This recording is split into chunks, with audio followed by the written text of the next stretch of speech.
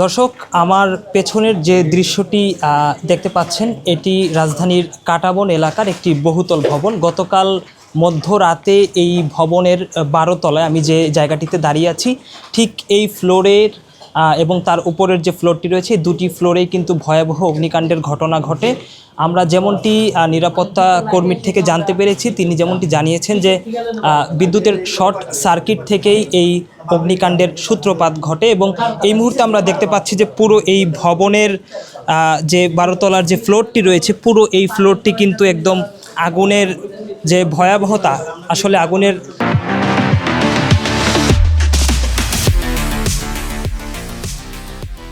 আগুনের ভয়াবহতা কতটা বেশি ছিল তা কিন্তু আমরা দেখেই বুঝতে পারছি। আমরা একটু যদি দেখানোর চেষ্টা করি যে পুরো এই ভবনের প্রত্যেকটি জিনিস কিন্তু একদম পুড়ে কয়লা হয়ে গেছে, এবং উপরের যে ফ্লোরটি রয়েছে, ভবনের যে ফ্লোরটি রয়েছে, সেই ফ্লোরটিও কিন্তু আমরা দেখছি যে চুয়ে পানি পড়ছে এবং খুবই ঝুঁকিপূর্ণ অবস্থায় রয়েছে এই জায়গাটি। আমরা এই মুহূর্তে দেখতে পাচ্ছি যে পুলিশের একটি টিম কিন্তু ঘটনাস্থলে এসছেন, এবং পুরো আমরা দেখতে পাচ্ছি যে প্রত্যেকটি আসবাবপত্র কিন্তু একদম জ্বলে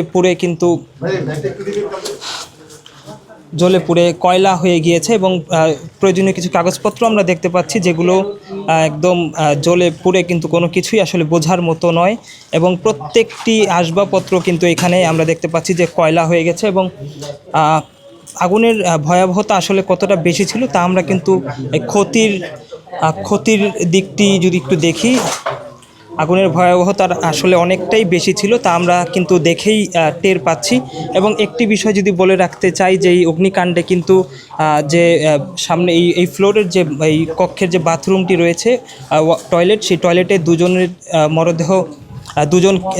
নিহত হয়েছেন। মূলত তারা আটকে গিয়েছিলেন, টয়লেট থেকে বের হতে পারছিলেন না, এবং নিরাপত্তা রক্ষী যেমনটি জানিয়েছেন তাদেরকে খুবই গুরুতর অবস্থায় ঢাকা মেডিকেলে নেওয়া হলে সেখানে চিকিৎসক তাদের মৃত ঘোষণা করেন। এবং আমরা যেমনটি দেখতে পাচ্ছি যে পুরো প্রত্যেকটি জিনিস এখানে কয়লা এবং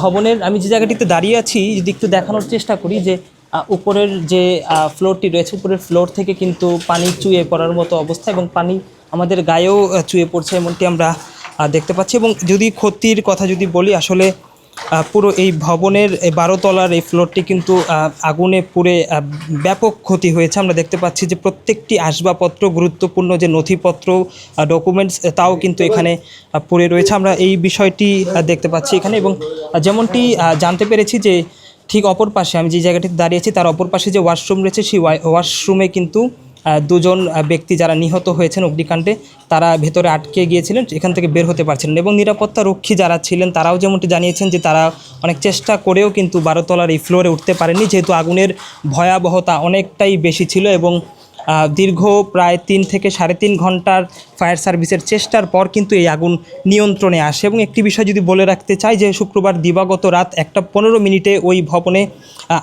ভবনে আগুন লাগার খবর পায় ফায়ার সার্ভিস। পরে 3:08 ফায়ার সার্ভিসের 6টি ইউনিটের চেষ্টায় কিন্তু আগুন নিয়ন্ত্রণে আসে, এবং এই ঘটনায় ভবনটি থেকে দগ্ধ অবস্থায় উদ্ধার করে একজনকে ঢাকা মেডিকেল কলেজ হাসপাতালে এবং অপরজনকে জাতীয় বার্ন ও প্লাস্টিক সার্জারি ইনস্টিটিউটে নেওয়ার পর দুজনকেই মৃত ঘোষণা করে চিকিৎসক। এবং তাদের হাসপাতালে নিয়ে আসা মোহাম্মদ নাজমুল ও সারোয়ার যেমনটি জানিয়েছেন যে রাতে এলিফ্যান্ট রোডের কাঁটাবন আলবারাকা টাওয়ার, যে জায়গাটিতে আমি দাঁড়িয়েছি এটি আলবারাকা টাওয়ার, এই টাওয়ারের 10 তলা ও 11 তলায় হঠাৎ করে আগুন ধরে ধোঁয়ায় গুরুতর আহত হয় তারা। পরে আব্দুস সালামকে ঢাকা মেডিকেলের জরুরি বিভাগে নিয়ে এলে কর্তব্যরত চিকিৎসকরা কিন্তু তাকে মৃত ঘোষণা করেন।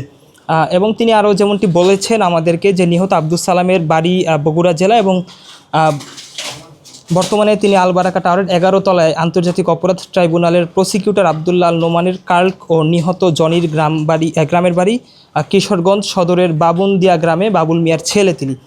আবার যেমনটি আমরা জানতে পেরেছি যে সাবেক উপদেষ্টা হাসান আরিফের ছেলে ব্যারিস্টার মোয়াজে কার্ক ঢাকা মেডিকেল কর্তৃপক্ষ যেমনটি জানিয়েছেন তাদেরকে নিয়ে আসার পরপরই দুজনকে তারা চিকিৎসক মৃত ঘোষণা করেছেন। দর্শক, এই ছিল কাঁটাবন এলাকার আলবারাকা টাওয়ারের 12 তলা থেকে আমার কাছে অগ্নিকাণ্ডের পরবর্তী সবশেষ তথ্য।